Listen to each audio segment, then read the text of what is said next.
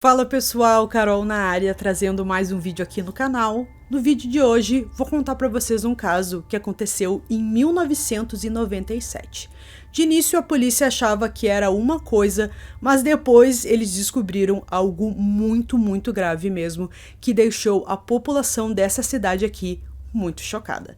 Se você se interessa por esse tipo de conteúdo, casos criminais resolvidos, de mistério, já se inscreve aqui no canal, deixa um like nesse vídeo, deixa um comentário também, não esquece de ativar o sininho de notificações. Então bora vir comigo que hoje nós vamos conhecer o caso O Massacre em Belleville.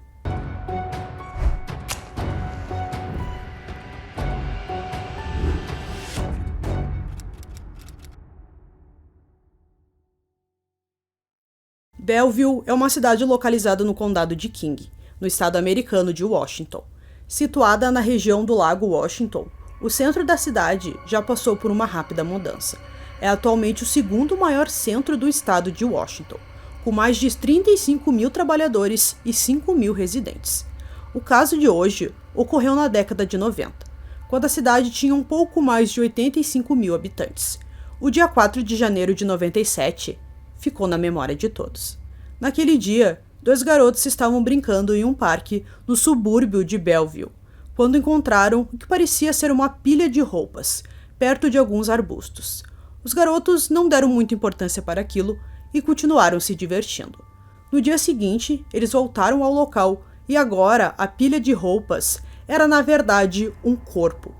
Desesperados, eles foram até a casa de um deles e contaram o que tinham encontrado. A mãe de um dos garotos ligou rapidamente para o departamento de polícia de Belleville. Quando a polícia chegou no local, eles descobriram que o corpo era de uma jovem. Ela foi agredida com um instrumento contundente e aparentemente estrangulada com a corda que ainda estava em seu pescoço. Após algumas inspeções mais detalhadas, a polícia concluiu que o corpo pertencia a uma garota local de 20 anos, chamada Kimberly Ann Wilson. Agora, eles sabiam que tinham que ir até a casa de sua família para dar essa notícia tão terrível. Eles só não conseguiam imaginar o que estavam prestes a descobrir.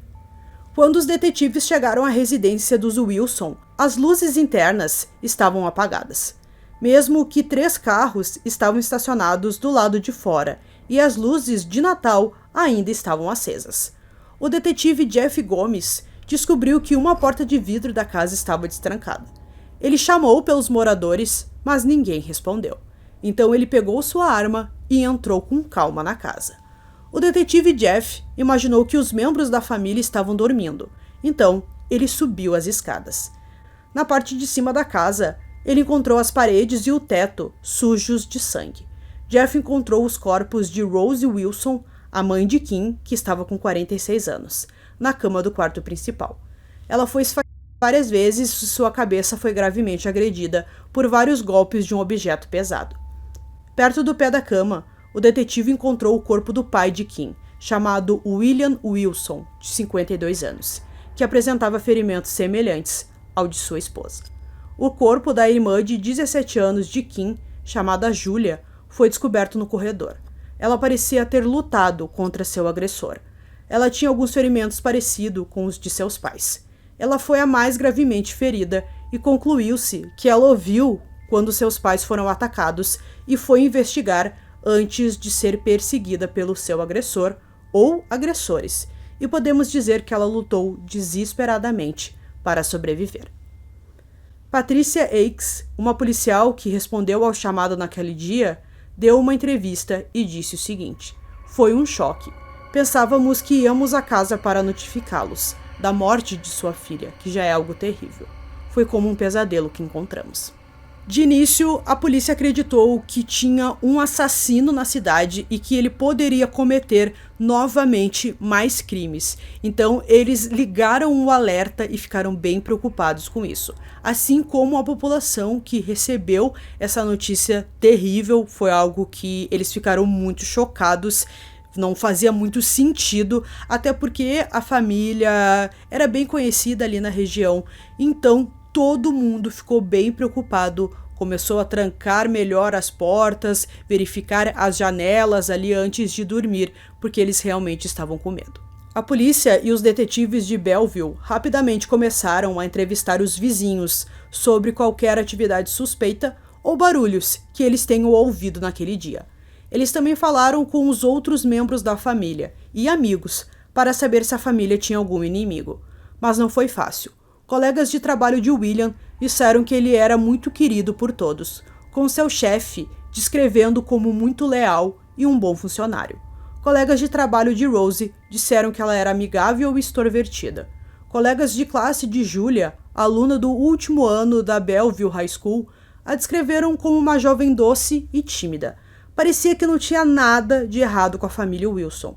E os policiais estavam pensando em quem teria coragem de fazer isso com essa família. Até que eles descobriram algumas coisas sobre Kim. Kim se formou na mesma escola que Julia frequentava.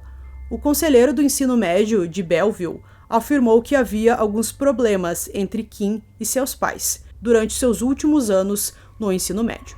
Os registros mostraram que, um ano antes da morte dos Wilsons, em 96, um de seus vizinhos fez uma ligação para a polícia relatando uma discussão entre Kim e seus pais.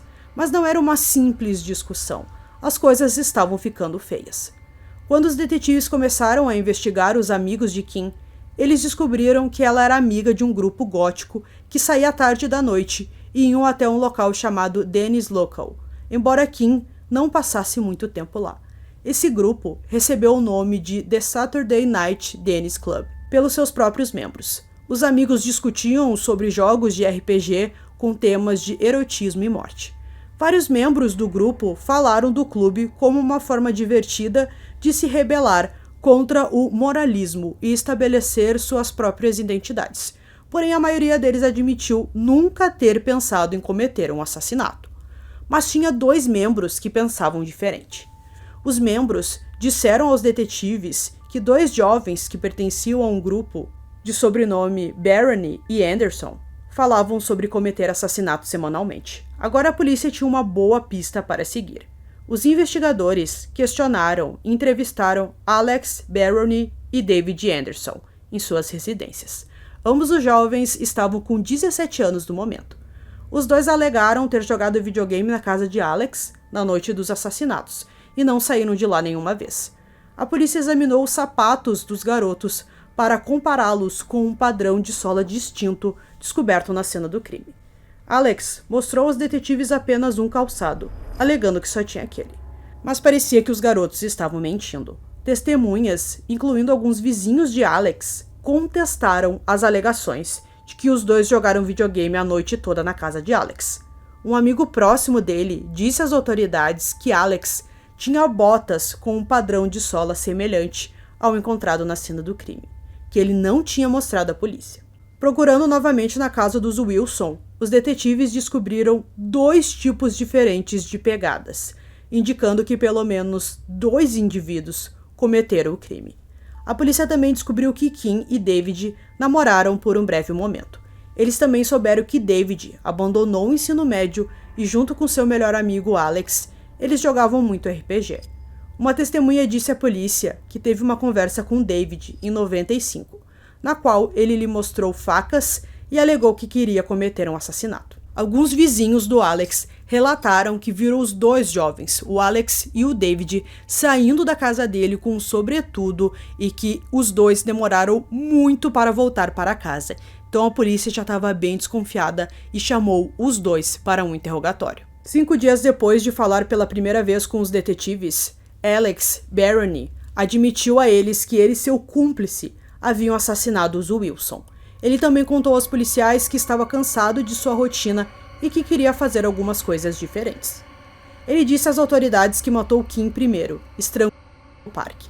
Depois que Alex percebeu que Kim poderia ter dito a seus pais onde ela iria encontrá-lo naquela noite, ele decidiu matá-los também. Alex entrou na casa dos Wilson com um taco de beisebol e uma faca. Ele começou a bater em Rose Wilson com um bastão, acordando seu marido que estava dormindo no quarto. Quando Bill saiu em defesa da esposa, Alex o agrediu. Depois ele fez a mesma coisa com a outra filha do casal. Antes de voltar para sua casa, Alex pegou um telefone, um CD e um videocassete da casa dos Wilson. Alex se recusou a revelar seu cúmplice aos detetives, mas depois ficou óbvio que era seu melhor amigo, David Anderson. Após investigações adicionais, David foi levado para outra rodada de interrogatório.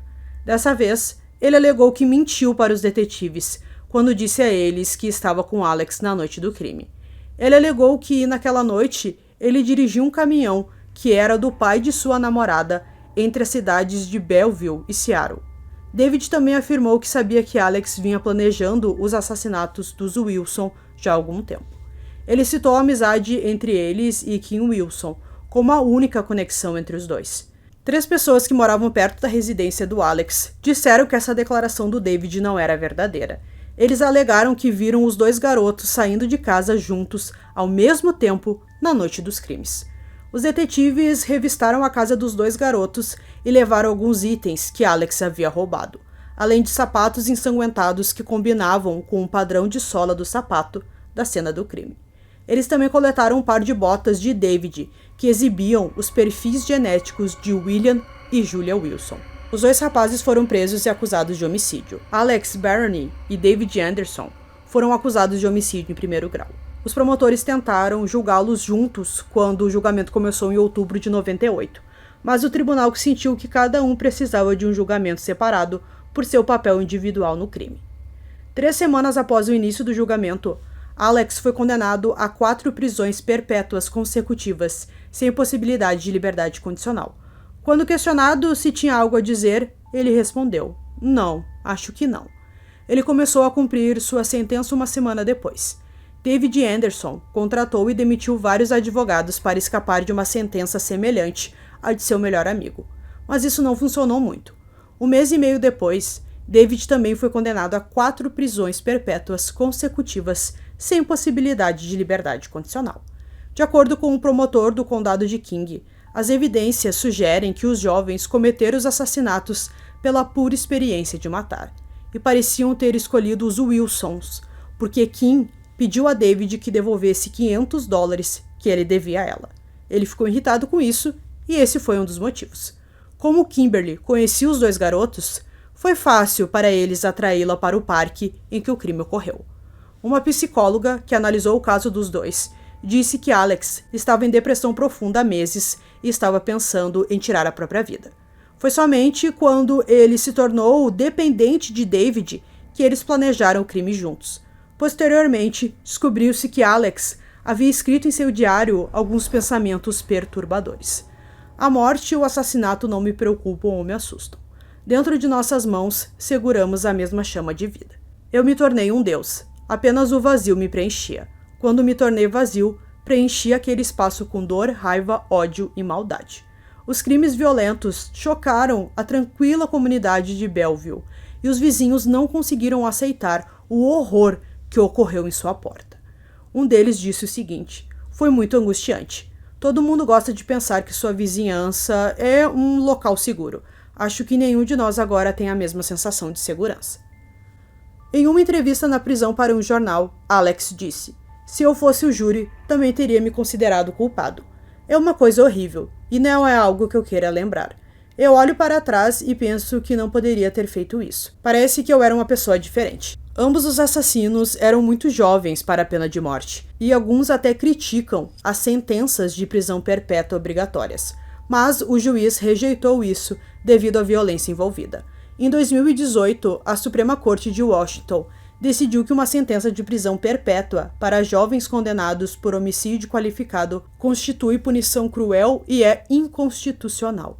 A juíza Susan Wowells disse: "A direção da mudança nesse país é inequívoca e constante no sentido de abandonar a prática de colocar os infratores infantis na prisão por toda a vida." Um porta-voz de um dos promotores do caso disse: "Uma sentença de prisão perpétua sem possibilidade de liberdade condicional não será mais possível nesse caso. Estamos lendo atentamente o parecer para determinar qual sentença é permitida de acordo com a decisão da Suprema Corte." Em março de 2022, David Anderson foi novamente condenado à prisão perpétua com possibilidade de liberdade condicional após 33 anos. Até hoje, ele diz que é inocente. Então, pessoal, concluindo esse caso aqui para vocês, como vocês viram, terrível, envolve jovens que tinham apenas 17 anos, e a gente vê também que as leis estão mudando e que talvez eles sejam soltos em algum momento. Isso é bem preocupante. A gente viu que os dois eram bem maus, não tinha motivo, não tinha nada, e como o juiz disse, eles só agiram porque eles queriam ter a sensação de como é matar uma pessoa. E naquela ocasião foram 4 pessoas. Eles simplesmente destruíram a vida de uma família inteira. Então espero que vocês tenham gostado desse vídeo. Esse foi mais um vídeo aqui no canal Durmam Bem. E até o próximo.